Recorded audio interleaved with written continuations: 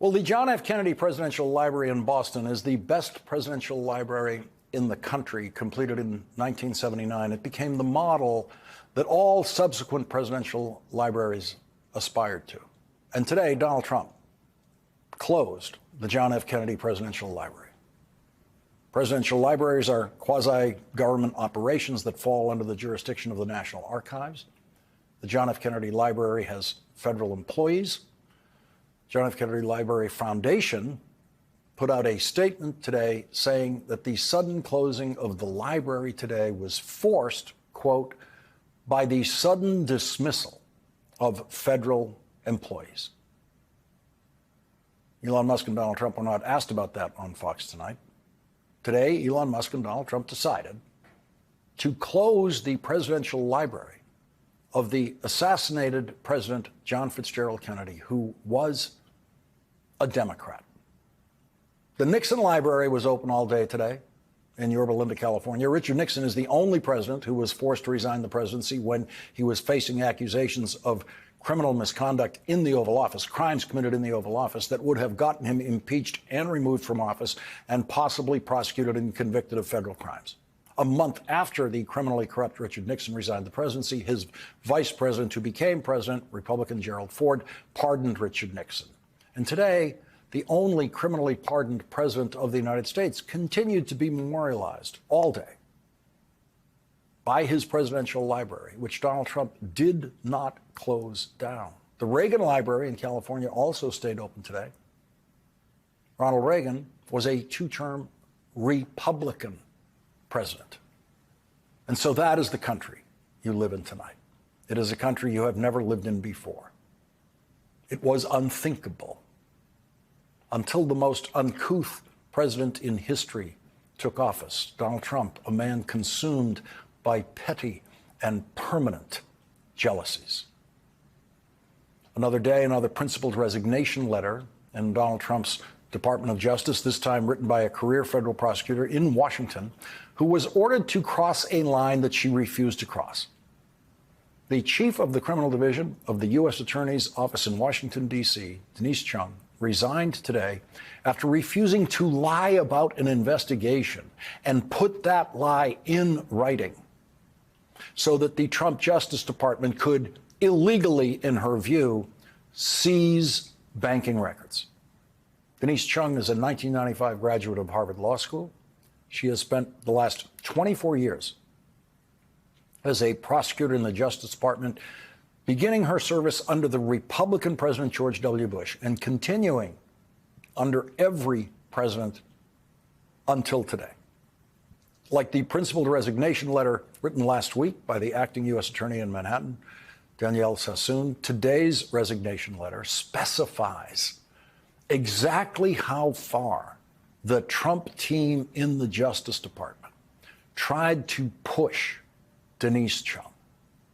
In her letter, she wrote, "When I explained that the quantum of evidence did not support that action, you stated that you believed that there was sufficient evidence. You also accused me of wasting 5 hours of the day doing nothing except trying to get what the FBI and I wanted, but not what you wanted. As I shared with you at this juncture, based upon the evidence I have reviewed, I still do not believe that there is sufficient evidence to issue the letter you described, including sufficient evidence to tell the bank that there is probable cause to seize the particular accounts identified. Because I believed that I lacked the legal authority to issue such a letter, I told you that I would not do so. You then asked for my resignation. And this brings the total number of principled resignations just in the last week in the Trump Justice Department alone to 8. Also today, federal judge Tanya Chutkan considered new claims by the Trump administration that Elon Musk is not the head of the Department of Government Efficiency, as Donald Trump has repeatedly said that he is, in considering motions in a lawsuit against Elon Musk and the Trump administration to prevent them from arbitrarily shutting off funding and shutting down agencies created by Congress. Judge Tanya Chutkan said the case has strong merits, adding, plaintiffs legitimately call into question what appears to be the unchecked authority of an unelected individual and an entity that was not created by Congress and over which it has no oversight. The judge considered an affidavit presented under oath by the Trump administration claiming that Elon Musk has no role at all in the so-called Department of Government Efficiency. Judge Chutkan said, referring to that affidavit, quote, defense counsel is reminded of their duty to make truthful representations to the court. That is something judges say only when they think the lawyers are not being truthful. Judge Chutkan refused to grant the plaintiff's emergency injunction, shutting down the activities of the so-called Department of Government Efficiency at this particular stage of the case. The case remains open for the plaintiffs to provide sufficient evidence to the judge to merit that injunction that they are seeking. Leading off our discussion tonight is Andrew Weissmann, former FBI General Counsel and former Chief of the Criminal Division in the Eastern District of New York. He's also an MSNBC legal analyst. And Andrew, I want to begin on the latest principled resignation in the Justice Department and how this has now become, from the start, it was something we haven't seen before. It had airs of what we had experienced during Watergate when there were resignations against Richard Nixon's attempt to take over the Justice Department.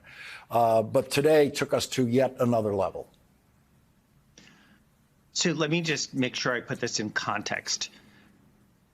Let's not forget that this started with a complete pushback by the seventh floor, the leadership of the FBI, and then the special agents in charge around the country at the FBI, up in arms at the sort of rounding up of names of people for the sin of having investigated the crimes that we all saw before our eyes of January 6th. That sort of was step one, and that was orchestrated by Mr. Beauvais, the acting Deputy Attorney General of the United States, who, by the way, just footnote, worked on those cases as well. So he can round himself up. Then you have what you talked about with Danielle Sassoon in the Southern District of New York and her colleagues resigning out of principle. You have a slew of people at Main Justice in Washington of all things, the public integrity section. And now in the D.C. U.S. Attorney's Office, you have Denise Chung. All of these people resigning because of actions emanating from the Deputy Attorney General, the acting Deputy Attorney General, all of which people thought was either immoral, unethical, or even illegal. And these are career people of all stripes. Denise is somebody I know very well from my time. She worked for Republicans and Democrats. She is the most apolitical person. You do not resign out of a snit. You do not resign someone like her because she just thinks it's a policy difference or a good faith difference. You're resigning because you're being asked to do something that the law does not allow. And in this case, she's outlining what would be a violation of the Fourth Amendment, which protects all of us if there isn't probable cause to seize something, which is what she was being asked to sign off on. Joining me now is someone on the front lines of the effort to push back against Donald Trump and Elon Musk. Congresswoman Jasmine Crockett is a Democrat of Texas. She's a member of the House Oversight Committee on DOJ. Congresswoman, welcome. Thank you for being with us. Yeah. This is a tricky one. Now, you have the benefit of you were not a member of Congress in the first Trump administration. You were in government, but this is what's your take on what resistance looks like for you, for me, for society, for those lawyers at the DOJ? What are you supposed to do? Yeah, so first of all, hats off to each and every person who literally said that I have some ethics about myself and therefore I'm just going to resign. That's as it relates to the DOJ as well as every other agency. The scary part about this, though, is that only his lackeys will be left running our governmental agencies, whatever is left of those governmental agencies. When I think about resistance, though, I've had a lot of conversations. And one of the things that keeps coming up is how the former governor of this state was consistently doing daily briefings in the midst of COVID because we couldn't trust anything that Donald Trump was saying about the pandemic. Right. So everyone tuned in to really what almost was like the shadow president, the guy that was going to give us facts and not tell us to inject ourselves with bleach. Right. I think that we need to do something similar to that because all they're going to do, him and his new press secretary, is spew lies upon lies upon lies. We need to daily brief the American people. That's number one. Number two, a lot of people are talking about, you know what, we just are looking forward to the midterms. We only need 3 more seats. I'm sure everybody's tired of getting emails, text messages, phone calls, trying to raise money. But the reality is that we have an opportunity right now. I know that a lot of people look at these seats that are available, which there's going to be a total of 3, and they say these are deep red seats. But here's the thing. We saw that in the state of Iowa, they swung a seat 27 points so that a Democrat could win.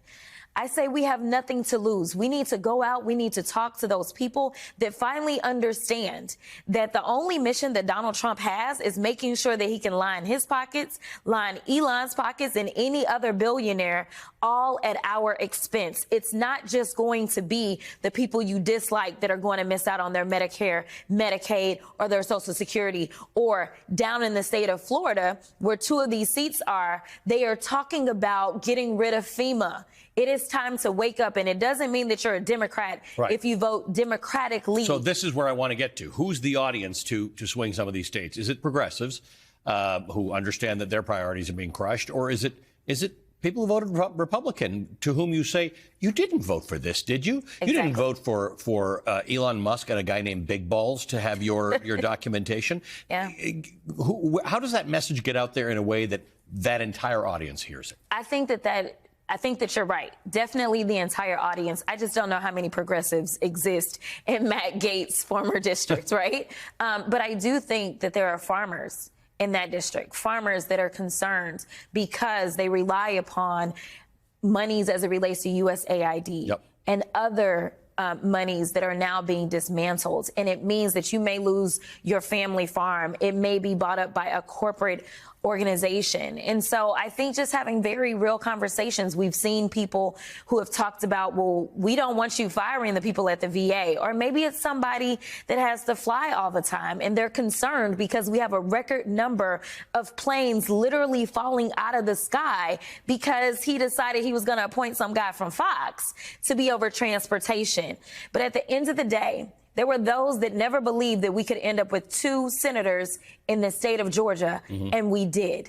There were those that never believed we could have a Democrat representing Alabama, and in that special election, we did. So I think if there's any point in time that the people should rise up and figure out where should I focus my attention, it's on these special elections, and it's having real conversations on the doors with real people talking about what's really happening and not the lies that they're putting out there. I want to go back to this idea. There are a lot of people frustrated about where a lot of Democrats are in this mix. Yeah. You're out there a lot. We've talked several times. You've got a take on everything that happens.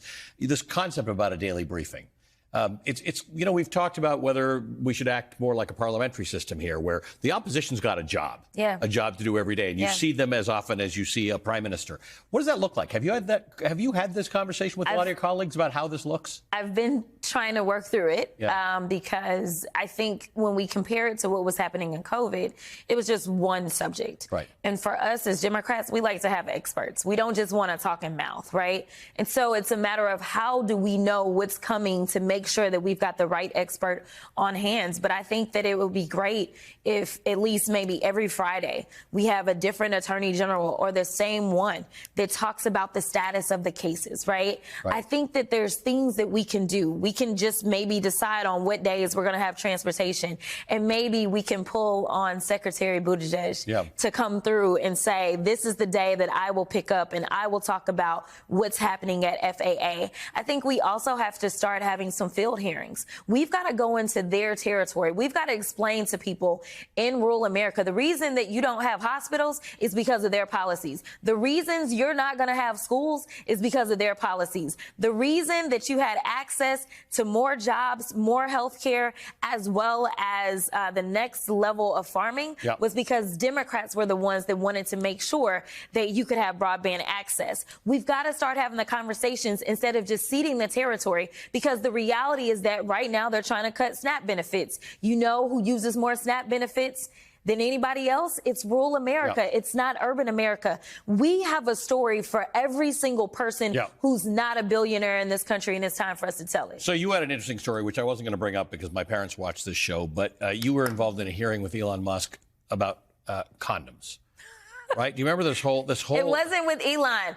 Elon, if you're watching, come through, boo, because you haven't shown up to the Doge subcommittee yet. Right, and you called him out at that subcommittee. Yes. But this became weird because Buddy Carter, your colleague from Georgia, started talking about how we were giving condoms to the Taliban, and then Donald Trump himself. Then it became about Gaza, but that would have to have been about 7,000 condoms per person. And then he said it was just Hamas, which none of it made sense. But it caused a lot of people to have to run around and follow the story and find out that we give condoms as part of USAID to prevent the spread of HIV to a place in Mozambique called Gaza province. Correct. This is the nonsense we have to deal with here. It's not even just nonsense. It's just that they're idiots. I mean, these are the same guys, remember, as it relates to our nuclear stockpile, right? They're like, oh, wait a minute, we needed those guys? Yeah. Oh, can we get them back? Oh, we don't know how to. Like, I don't know how anyone in this country can look at this administration and feel some semblance of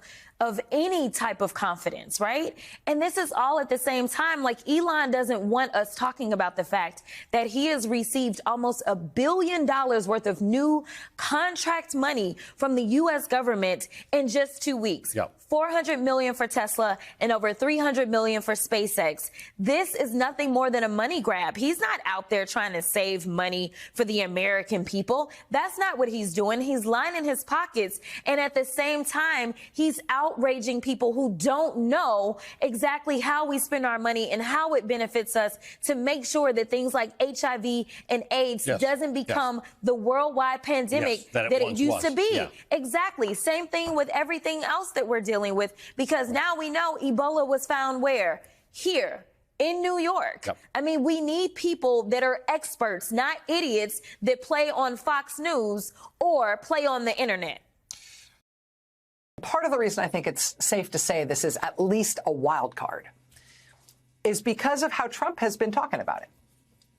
It's because it's been something that Trump has himself been so cagey and so palpably scared about talking about for so long that I think he knows the public really doesn't want to see this. And I'll show you what I mean. I'll show you what I mean here. It started with a simple yes or no question. Question: have you spoken to Vladimir Putin since your election? Yes or no? Answer: I can't tell you. I can't tell you. It's just inappropriate. Trump interview after the election with Time magazine. It's inappropriate? It's not appropriate for us to ask you if you've spoken to Putin, or it's not appropriate for you to say? That was December, about a month after the election. By that point, it was widely reported that Trump had taken calls from world leaders across the whole planet, like France and Israel and India, Saudi Arabia, Egypt, the UK, Ukraine, South Korea. Trump himself made a big deal of announcing that announcing before he was sworn in that he had spoken to President Xi Jinping of China. He said, quote, the call was a very good one.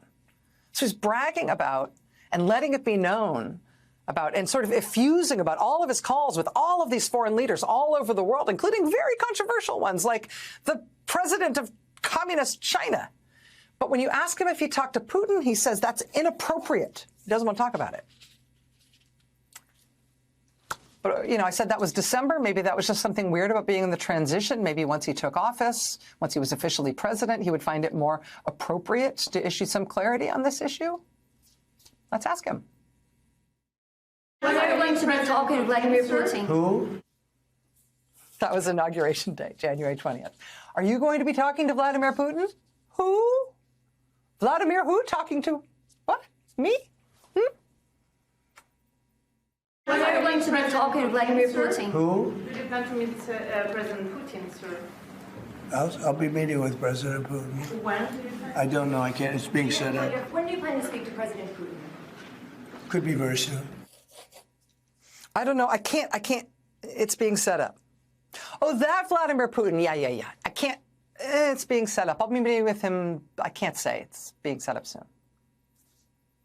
Again, that was Inauguration Day. Again, not the most forthcoming answer, but a little closer to getting an answer, maybe. Have you spoken to him? I don't want to say. That was only 3 days after the inauguration, 3 days later. Have you spoken to him? I don't want to say. Somebody getting so shy. Have you spoken to Vladimir Putin? I don't want to say. Why don't you want to say? Okay, how about another chance to clear it up?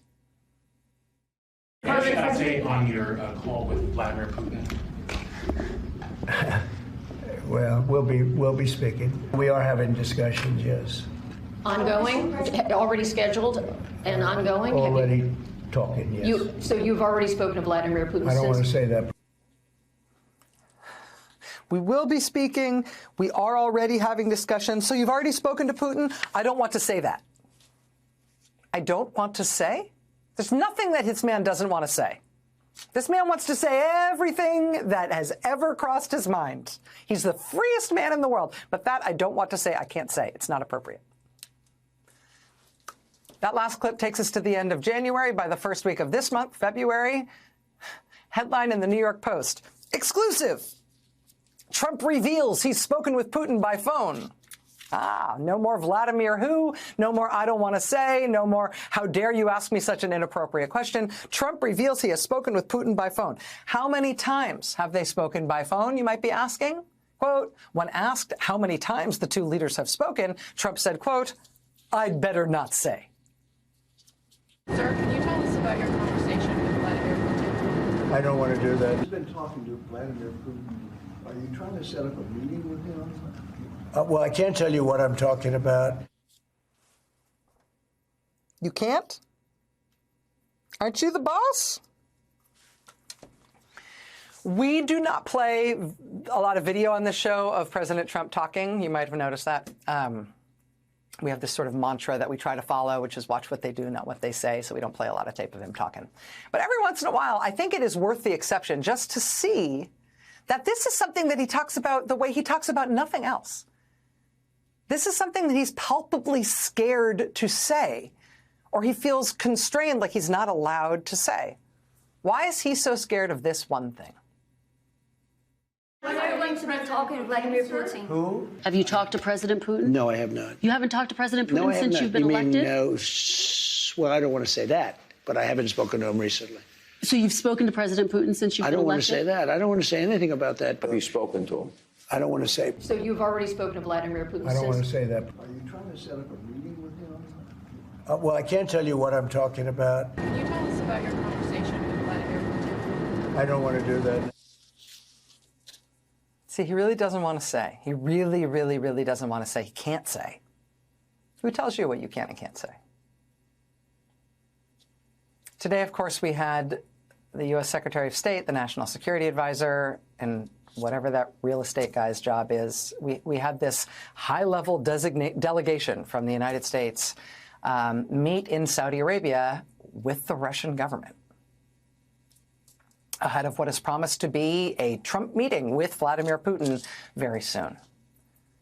No Western leader has met with Vladimir Putin since he invaded Ukraine 3 years ago.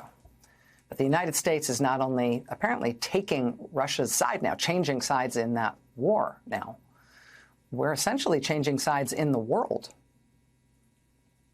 The United States is now apparently against Europe and our allies of the last 80 years and for Russia.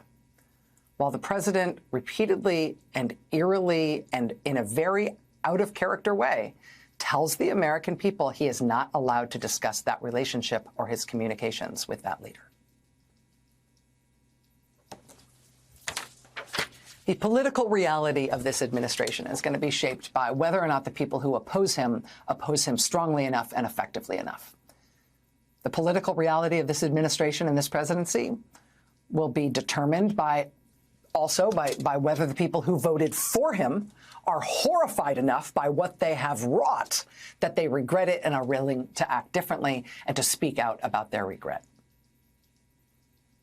The reality of this presidency and this administration will be determined in some part by whether or not Republican officials realize that their own survival as politicians depends not on sucking up to Trump, but by helping their constituents survive him.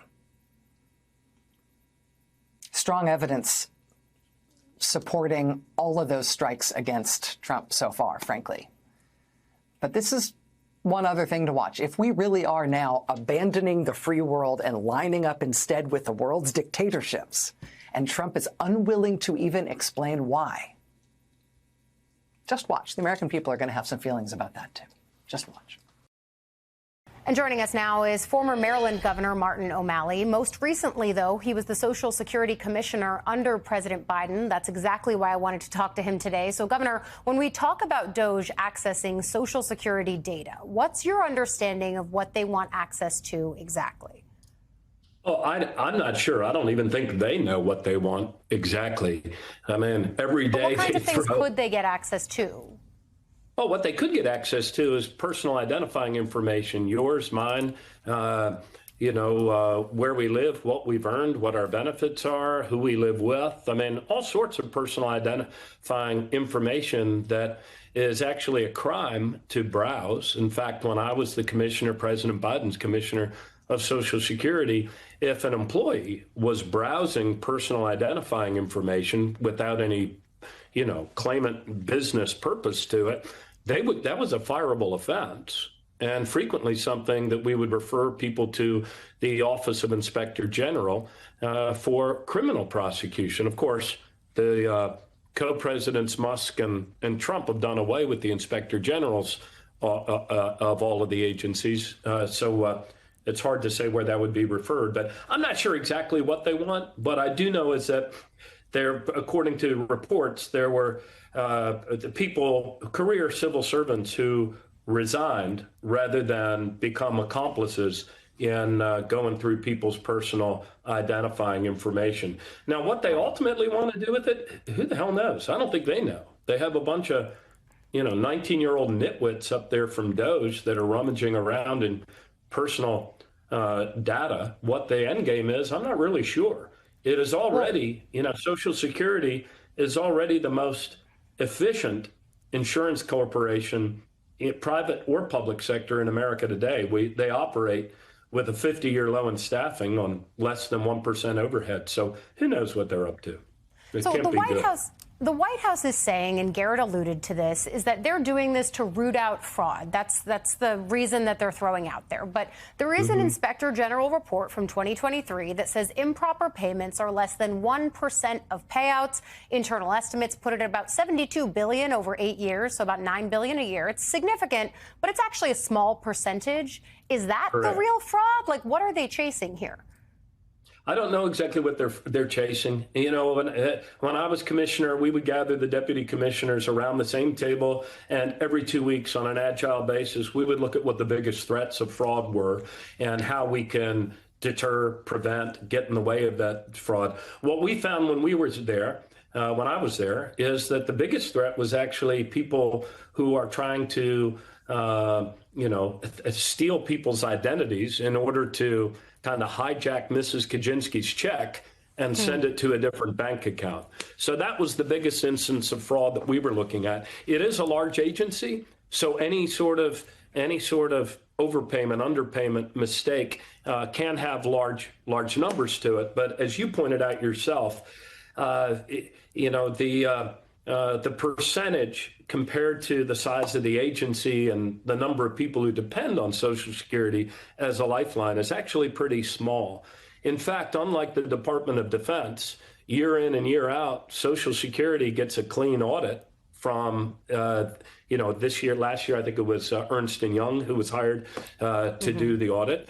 And every year they receive the SEER award from the Association of Government Accountants because of their openness, their transparency, their clarity of their reporting. So, but I think you bring up there, Governor, something that's really important, which is that DOJ or the Trump administration are not the first people to look through and make sure that this agency is functioning and paying out money to the people that it's supposed to. Most recently, that job fell at your feet, or very recently, rather. So I think as people are looking at this reporting around what might be happening within Social Security, what would you say to people who are on that program, watching this, looking at that reporting?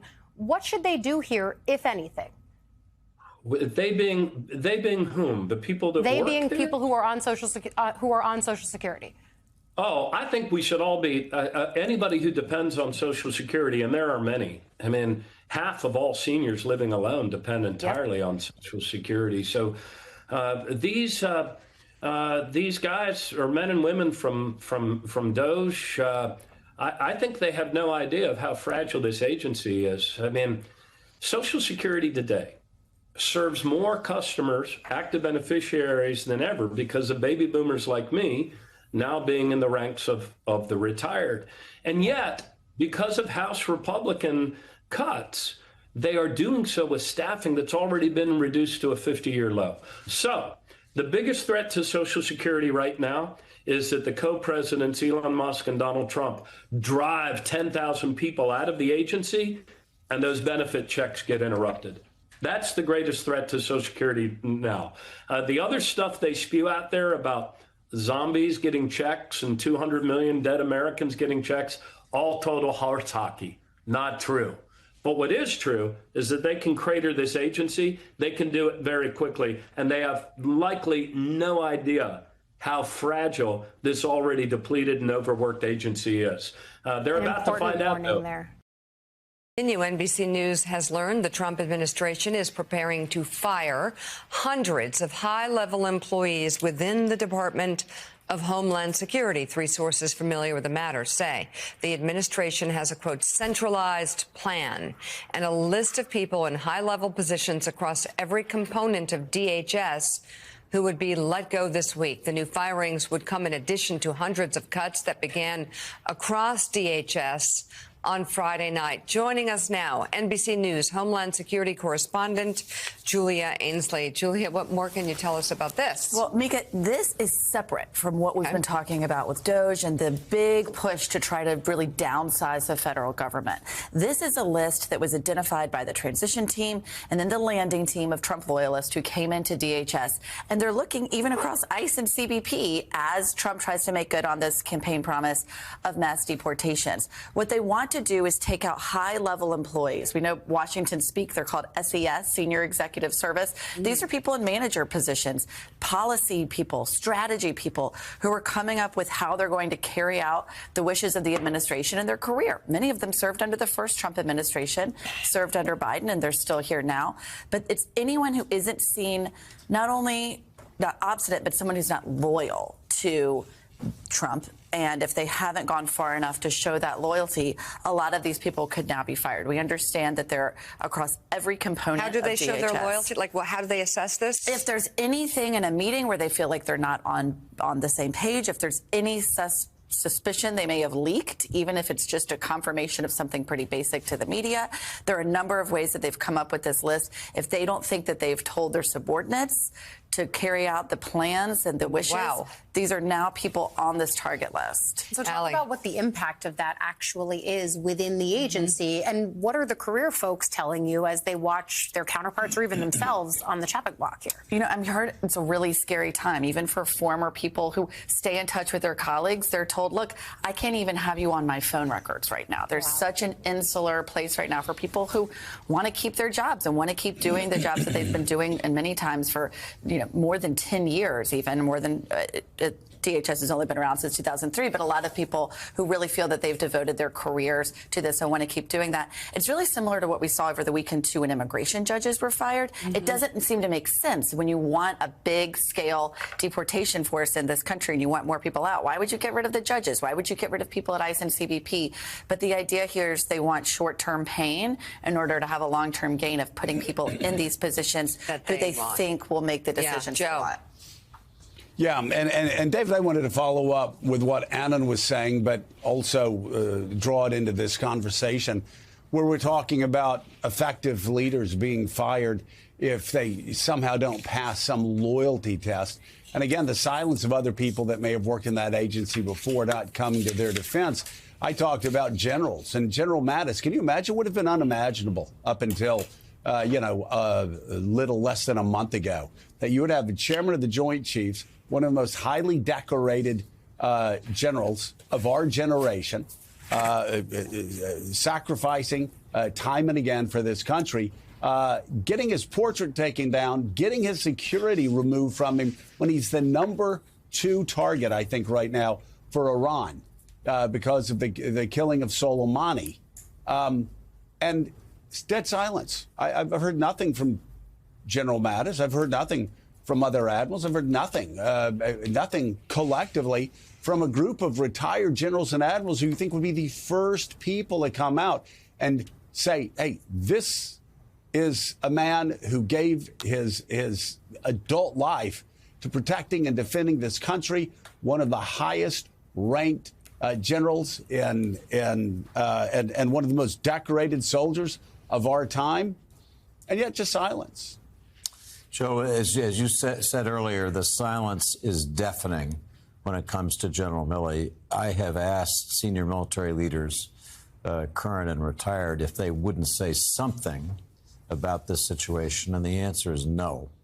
There are all sorts of reasons for that, but the basic reality is what you say. It's silence, and silence in this case is acquiescence. And we may not be through with the stories at the Pentagon. Wait a week. You may see more instances of political retribution against senior military officers. And the point I would make, Joe, is that what we're seeing across the government, it looks so new, but it's really the reimposition of what in the 19th century was called the spoils system, which means it's winner take all. If the president wins, he can fire everybody and put in his own political loyalists, and there are no protections. And then we had reform. We had Teddy Roosevelt. That was his great issue, was we need clean government and we need a professional civil service. That's how we got his start. But you're seeing that idea wiped out as we return to a Trump-Musk spoil system with enormous cost for each of these agencies. Wow. Absolutely. NBC News Homeland Security correspondent Julia Ainsley, thank you very much for your reporting this morning.